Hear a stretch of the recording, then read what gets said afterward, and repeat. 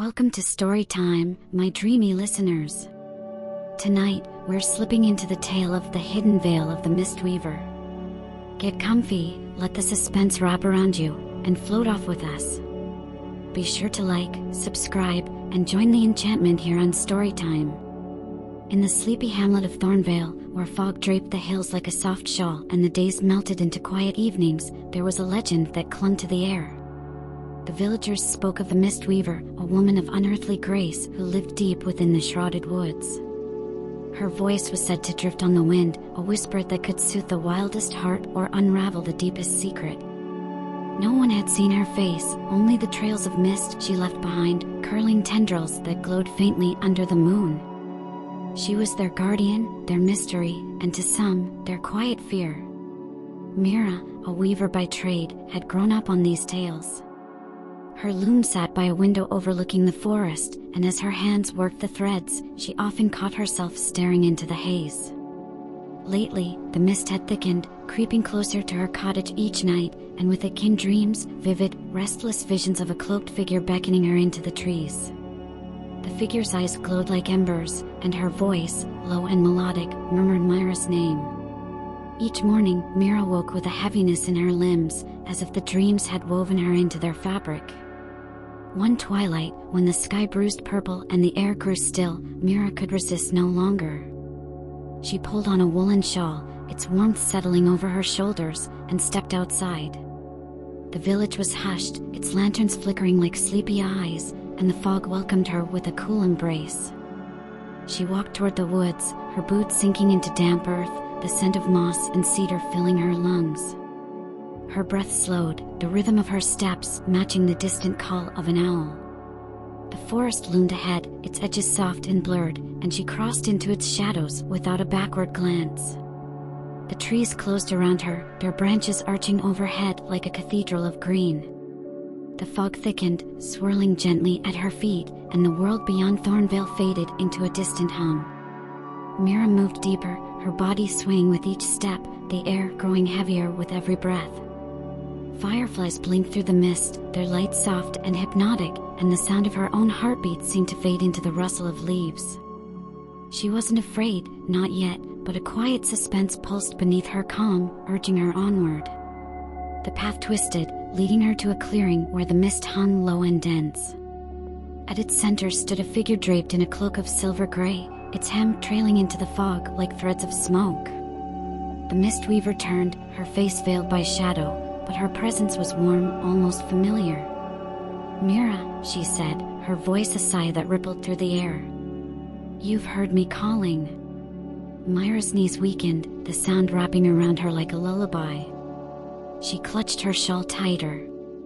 "Who are you?" she asked, her words thick and slow. The Mistweaver stepped closer, her cloak shimmering as if woven from moonlight. "I am the keeper of this place," she said. "The mist is my breath, the forest my cloak. And you, Mira, are part of its weave." The words sank into Mira, heavy and soothing.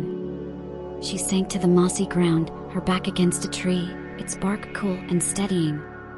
The Mistweaver knelt before her, offering a small cup carved from stone. Steam rose from it, carrying the scent of lavender and rain. "Drink," she said. "It will show you." Mira took the cup, its warmth seeping into her palms, and sipped. The liquid was smooth, tasting of dusk and petals, and it spread through her like a tide, loosening her thoughts. "What do you want from me?" Mira murmured, her eyelids fluttering. The clearing seemed to sway, the fog curling around her in lazy spirals. The Mistweaver's voice came softer now, a whisper against her ear. "The forest is fading. Its magic wanes with time, and I cannot hold it alone. You're a weaver, Mira, your hands know threads beyond cloth. Help me mend it." Myra's head dipped, the drink pulling her deeper into a dreamy haze. "Mend it?" she echoed, her voice barely audible. The Mistweaver reached into the mist, drawing forth a strand of light, thin and glowing, like silk spun from stars. "This is its heart," she said. "Weave it back into the earth, and the forest will breathe again." But first, you must find its source. The suspense tightened, a thread of tension beneath the calm. Mira clutched the glowing strand, its pulse faint but alive. "Where?" she asked, her words slurring. The Mistweaver pointed into the fog. "Follow the mist. It knows."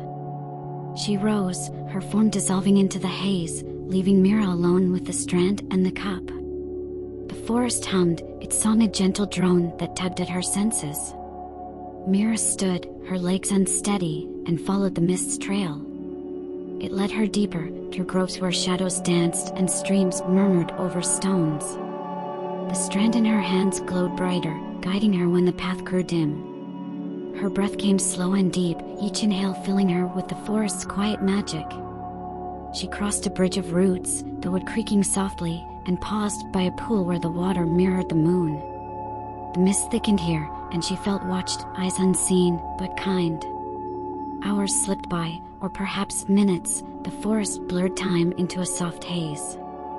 Myra's thoughts drifted, her body moving as if in a dream. She reached a hollow where the trees parted, revealing a stone circle half buried in moss. At its center, a faint light pulsed, the source, she knew instinctively. She knelt, the strand trembling in her grasp, and pressed it into the earth. The ground sighed, a ripple spreading outward, and the mist glowed brighter, wrapping her in warmth. A figure emerged from the light, the Mistweaver, unveiled now. Her face was ageless, her eyes deep with gratitude. "You've done it," she said, her voice a caress. "The forest lives because of you." Mira smiled faintly, her body sinking to the moss. "Will you stay?" she asked, her words fading. "I am the mist," the Mistweaver replied. "You are its weaver now." She brushed Myra's cheek, and a wave of peace washed over her, heavy and complete. The forest's hum grew softer, its rhythm syncing with her breath. She was part of it, its guardian, its heart, and as the mist closed around her, she let go, drifting into a sleep deeper than any she'd known.